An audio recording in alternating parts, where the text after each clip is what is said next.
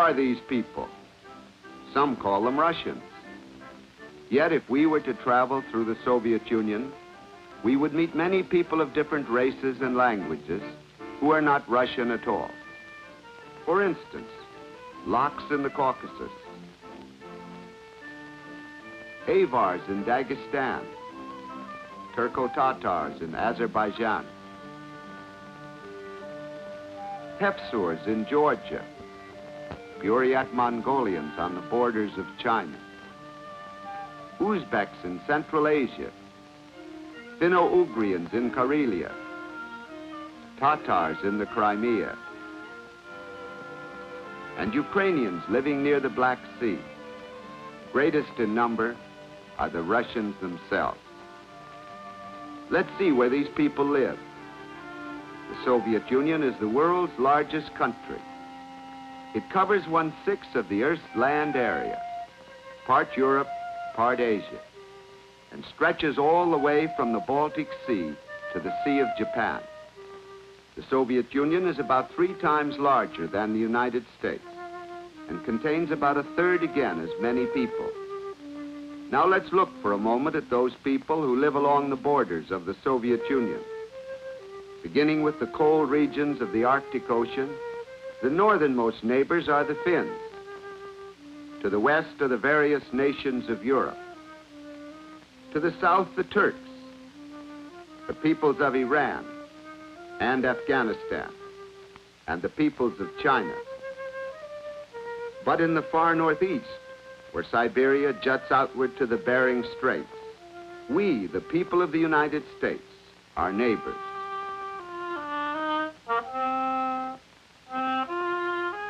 Here, Alaska and the Soviet Union almost touch. Here, only a few miles of icy salt water separate our frontiers. Now let's consider the varied peoples within the huge Soviet landmass itself. Between the Caspian and Black Seas live the complex races of the Caucasus. Mongolians inhabit Siberia. 5 separate national groups live in Central Asia. White Russians and Ukrainians live along the ever-changing European border. But most numerous of all are the Russians themselves, whose republic covers more than 3/4 of the Soviet Union.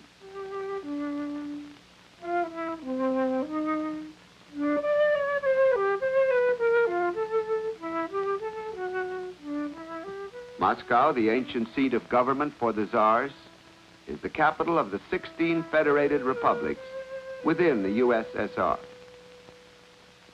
The Kremlin is the administrative center for the entire Soviet Union. It is the home of the powerful Politburo. Almost 4.5 million people live in Moscow. It is the country's largest city. Although government workers come here from all corners of the Soviet Union, the population is predominantly Russian. Here, Russian is the official language. The circulation of newspapers has been greatly increased, but they are still so scarce that customers willingly line up to buy them, even in the rain.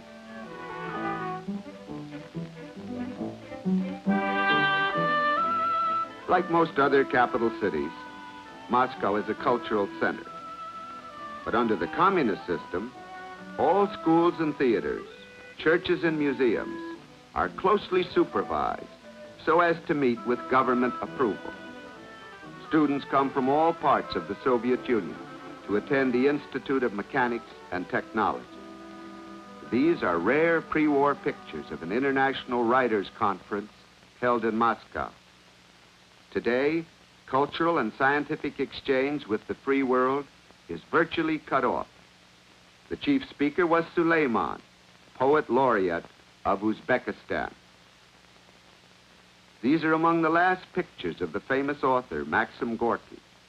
They were taken shortly before his death. The famous Bolshoi Theater is in the center of Moscow. Opera and ballet have always been very popular in Russia. But today, the theater is almost completely a sounding board of state-sponsored ideas. Even music must conform to strict government censorship.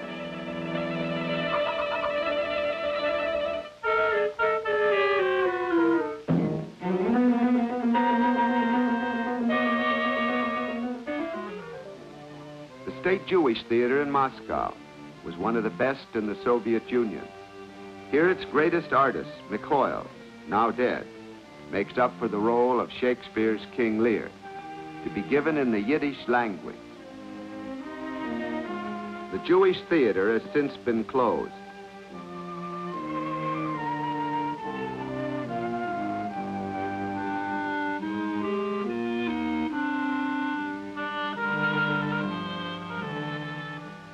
The Habima Players were another excellent theater group. They were photographed performing their version of an ancient Hebrew dance.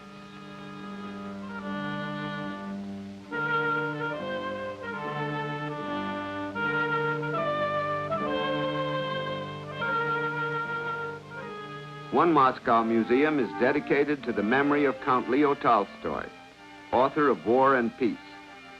In the early days of the Revolution, Tolstoy, like Peter the Great, was condemned as representative of the old regime. With the rise of a new Russian nationalism, the Soviets today honor them. The Moscow Zoo attracts visitors from all parts of the Soviet Union. Their faces are as different as the regions they come from.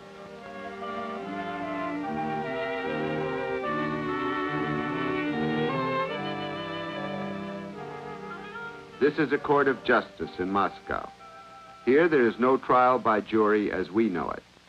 Instead, the judges are the sole arbiters of the case.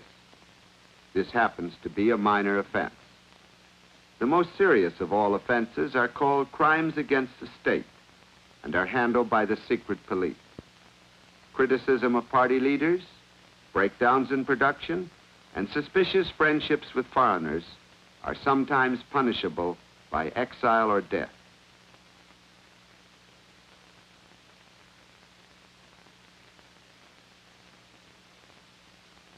A great many people living in Moscow are employed in industry. Even on jobs that require heavy manual labor, it is not unusual to see men and women working side by side. Equipment produced in this factory will be sent out to the tractor and machine stations that serve the large collective farms. For over 20 years, despite bitter peasant opposition, the government has continued its drive for collectivization of all Russian land. But even the Soviet leaders admit frequent failure. Only recently, attempts to merge smaller collectives into larger ones were so unsuccessful that the program was dropped. The peasants stubbornly cling to the ways of their forefathers: vodka, black bread, and the desire to own their own land. Everywhere, old and new ways exist side by side, often in startling contrast. This is especially true in the villages, where many old customs remain unchanged.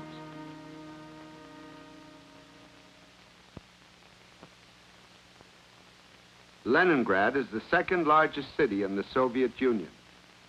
Prior to the revolution, it was the home of the Tsars and was called St. Petersburg. Leningrad's outskirts were largely destroyed in the fierce fighting for the city in World War II.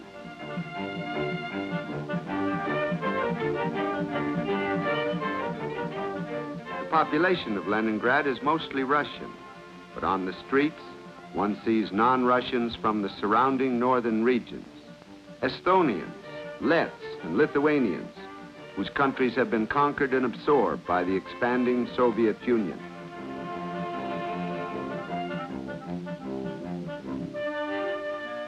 Children play in spacious parks built by the Tsars. There are some government-operated nurseries for the children of working parents. From its past, Leningrad has inherited many handsome public buildings like this ornate Russian Orthodox church. Today, all religious activities are closely supervised by the state to serve its own ends. A Muslim mosque bears the traditional Arabic inscription.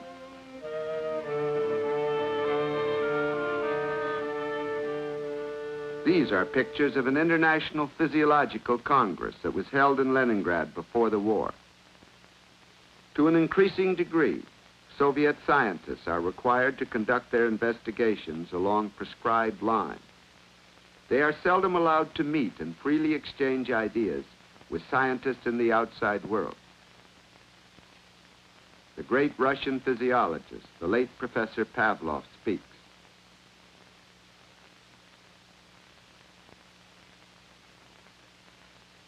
He experimented with dogs, training them to expect their meals whenever a bell was rung. On these findings, he based his theory of conditioned reflex. Just north of Leningrad lies the Karelo-Finnish Republic, a land of forests, lakes, and long summer twilight. The Karelians are a mixture of Baltic and Slav races. Their language is distantly related to Hungarian. The White Sea-Baltic Canal was completed in 1933. Over 200,000 political prisoners did the work on this project. Karelian churches are built of wood and bear a strong influence of Byzantine architecture. On a canal steamer, an old saga singer chants the Kalevala, a Finnish epic whose rhythm was borrowed by Longfellow or Hiawatha.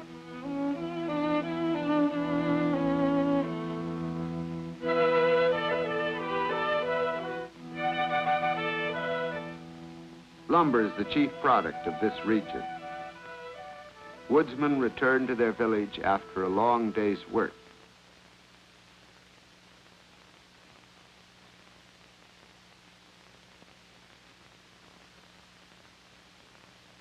Elementary education is compulsory throughout the Soviet Union. But educational methods, very experimental in the early days of the revolution, are now extremely old-fashioned, with much stress on learning by rote. Children are indoctrinated to be firm believers in communism.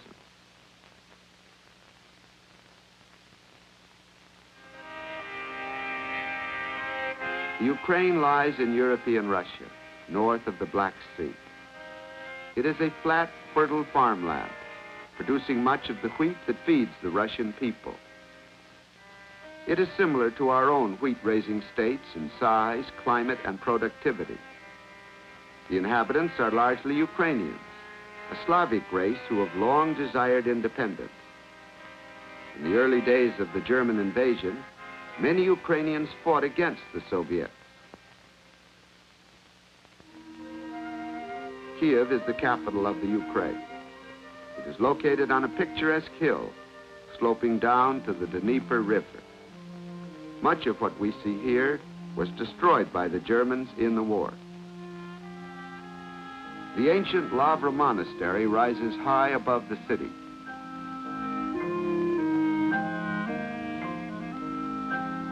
Sightseers are told the history of the old churches, some of which were founded 900 years ago.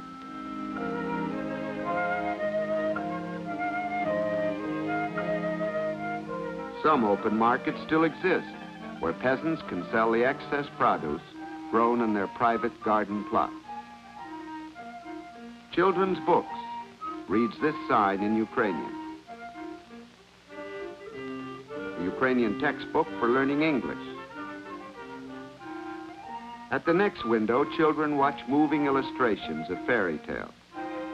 This is a favorite old story about a stubborn turnip.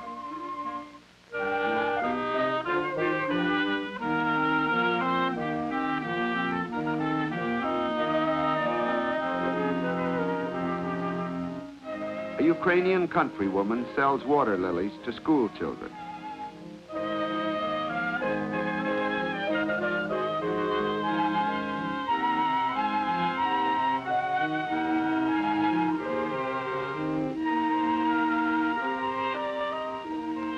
Among the collective farms in the Ukraine, there are some run by gypsies. Contrary to their nomadic traditions, they have been settled on the land and made to learn farming. But on the whole, gypsy collectives have not been successful.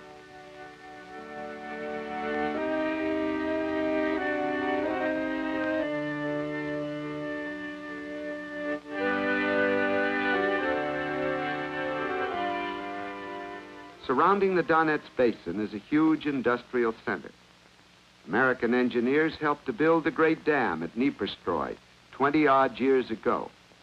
It was blown up by workers during the war to keep it from falling into the hands of the advancing Germans.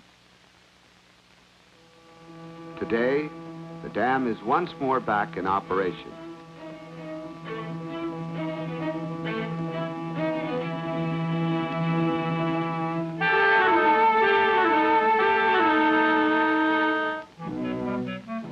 The Donbass region contains rich deposits of iron and coal. Ukrainians are good miners. All industry is owned by huge Soviet trusts. Workers are not permitted to go on strike, for the unions are run by the government, not by the workers themselves.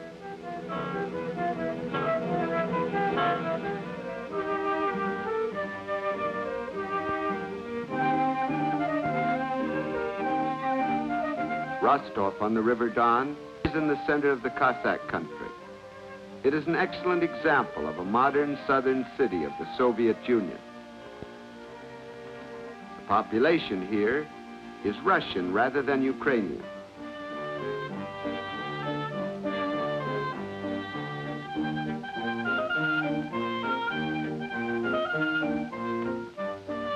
This photographer's painted cutout is the only Cossack costume seen on the streets of Rostov today.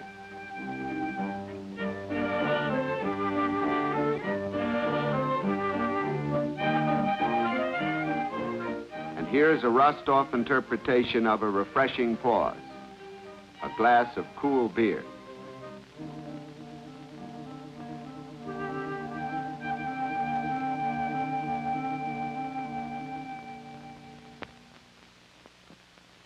From European Russia, let's move across the vast expanse of land called Siberia.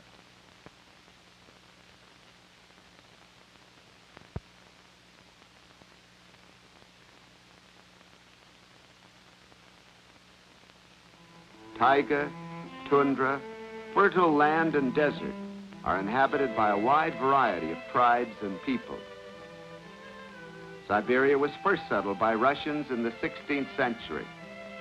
Since then, both Tsarist and Soviet regimes have maintained large penal colonies there. A Russian settler's wife cuts giant mushrooms on her porch. Her little daughter reads a textbook on American geography. Today, such books are slanted strongly against the United States. This Russian girl's grandfather was exiled to Siberia by the Tsar. She is an apprentice cook at a work camp. Her Buryat Mongolian teacher instructs her on how to make cabbage soup. On the shores of Lake Baikal, near the borders of China, live the Buryat Mongolians. They are believed to be of the same ethnic strain as the American Indian.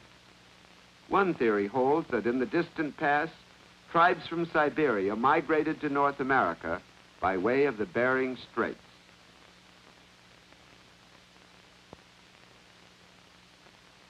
At a tribal meeting, a medicine man called a shaman performs a primitive ritual, a ceremony seldom seen in Siberia today.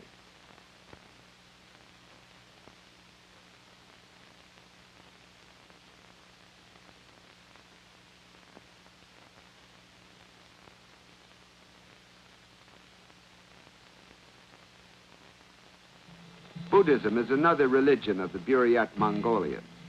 These are lamas, observing ancient religious rites.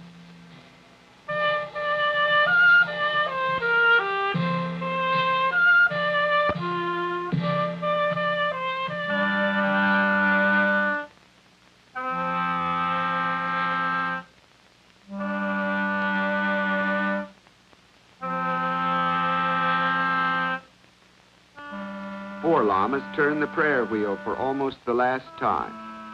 Their monastery was later closed.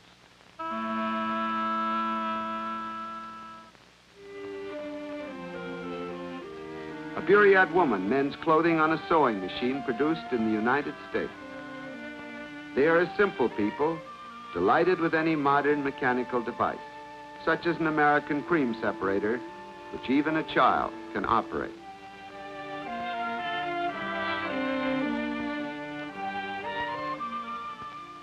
A sanitarium was established by the Buryat government for tubercular children. Malnutrition has often been a problem in the Soviet Union, though food rations have increased to some extent in recent years. However, by our standards, they are still austere.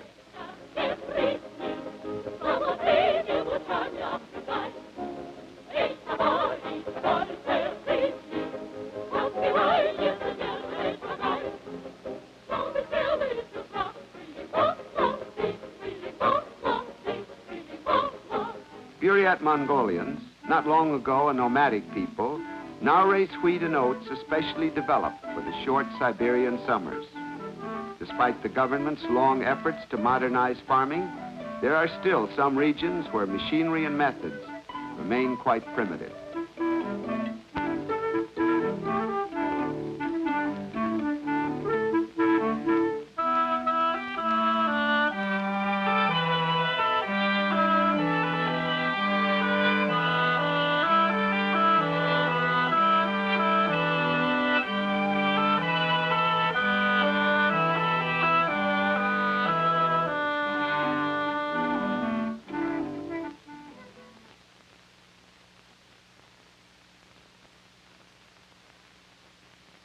The chief Soviet industrial centers lie in European Russia. But as we cross Siberia by the Trans-Siberian Railway, we discover that in recent years, an increasing number of factories have sprung up in this remote land. During the war, many plants were transferred across the Urals to Asiatic Russia. This is especially true of critical war industries. Soviet atomic energy plants are believed to be located in this area.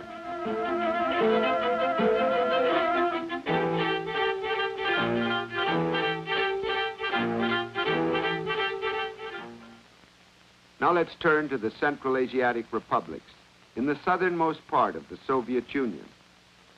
This area is over half the size of the United States. It is an exotic land containing Russia's lowest deserts and highest mountains.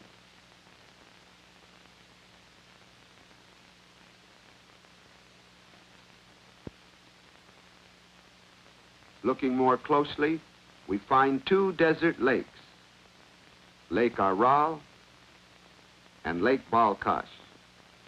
Near the Pamir Mountains stand the ancient cities of Tashkent and Samarkand. This area is the home of 5 major national groups: the Uzbeks,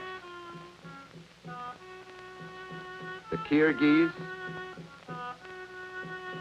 the Kazakhs, the Turkmenians, and the Tajiks.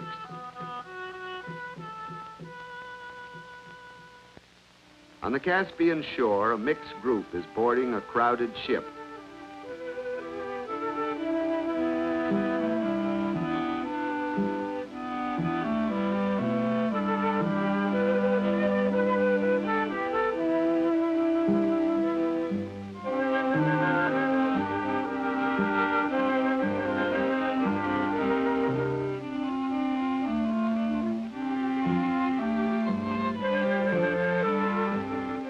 What a wide variety of racial types. Turkmenians, Kazakhs,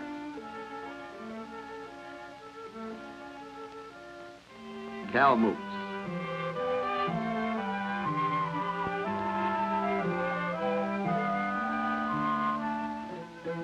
a group of Uzbek artists in an old Uzbek folk dance.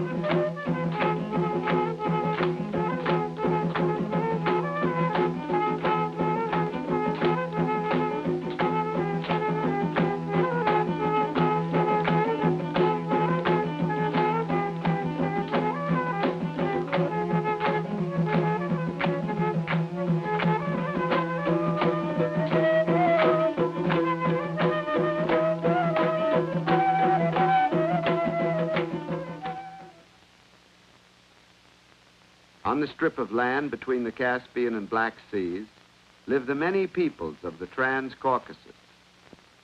The Georgian Republic is the home of many mountain peoples.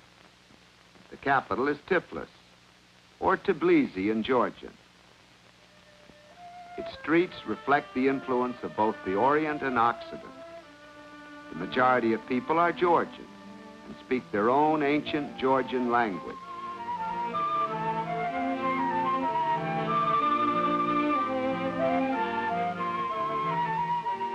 The modern post office building has a sign in Georgian. Notice the unique Georgian alphabet.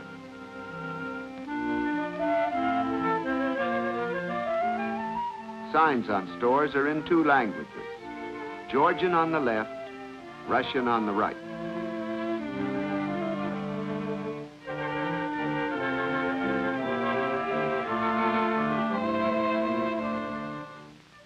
Newspapers are printed in many different languages, another proof of Tbilisi's mixed population.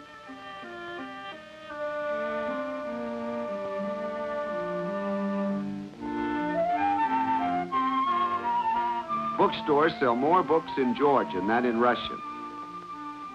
Joseph Stalin was born in Tbilisi. His real name was Vissarionovich Dugashvili, but he was later renamed Stalin, meaning man of steel, by Lenin. This is a children's book section.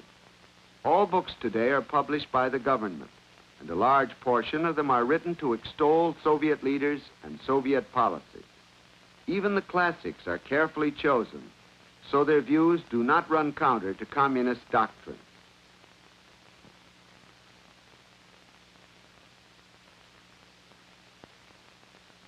Posters in the two languages advertise a dance festival of different Caucasian groups.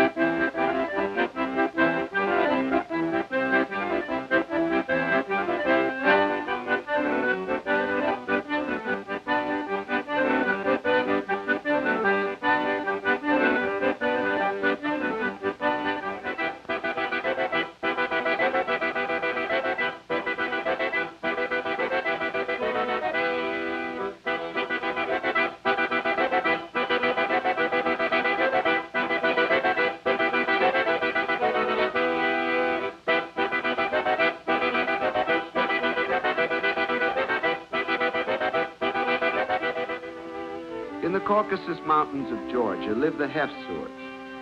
There is a legend that they are direct descendants of the Crusaders, and today they still observe many old Christian customs. They bear a striking resemblance to Northern European people.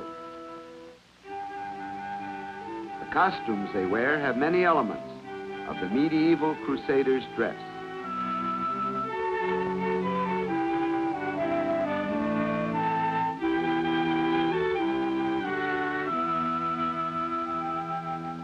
A larger group living in the high Caucasus are the Ossetians, many of whom are shepherds.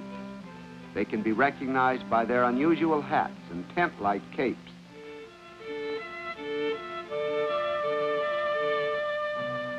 In the most inaccessible valleys of the Caucasus live the Swans, or Swanetians.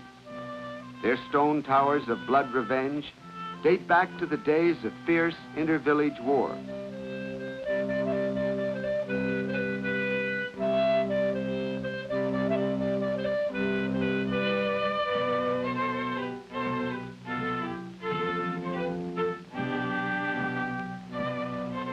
Parts of the mountain districts are so backward that even today sledges are used instead of wheeled carts.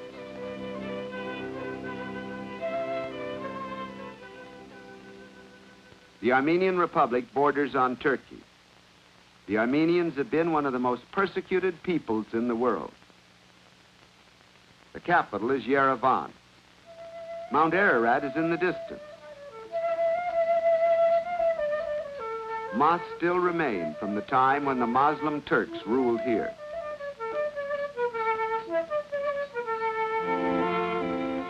Armenia was the first nation in history to adopt Christianity. The Catholicos is the head of the Armenian Christian Church. Architects plan a new government building. Although Soviet leaders claim that a rich new life has come to Armenia, Armenians in the outside world strongly refute this. It is very difficult to learn the truth.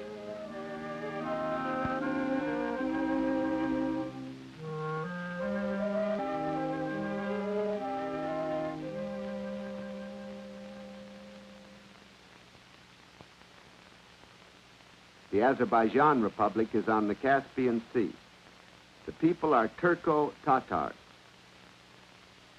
Baku, the capital, is the center of the most important oil fields within the USSR. Baku is a fast-growing city, for more and more the Soviets' industrial and military planners are requiring a greater flow of oil.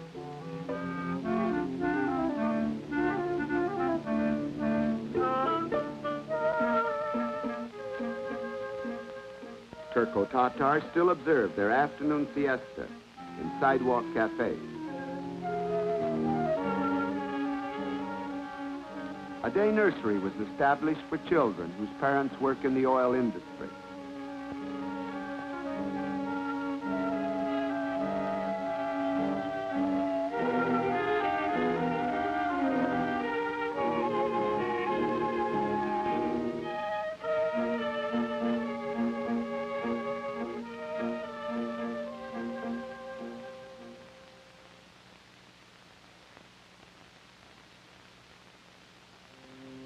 North of Azerbaijan lies the district of Dagestan.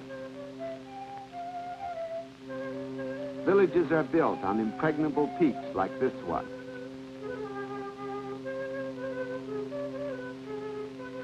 Muslim women have only recently given up the veil. In the past, according to Muslim tradition, women did not appear in public with their faces uncovered. Men of the ancient Avar race reminisce of days gone by as they sun themselves under a wall.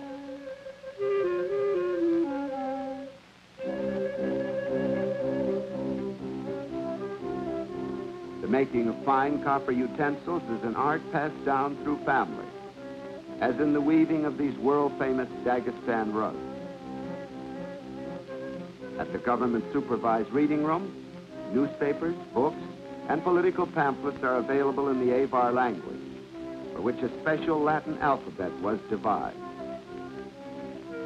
In public places, the Soviet Constitution is displayed for all to read. Nurseries have been established to improve children's health. In this nursery, babies play on a priceless Dagestan rug. Some Dagestan boys still dress in the national costume and are brought up in the old ways.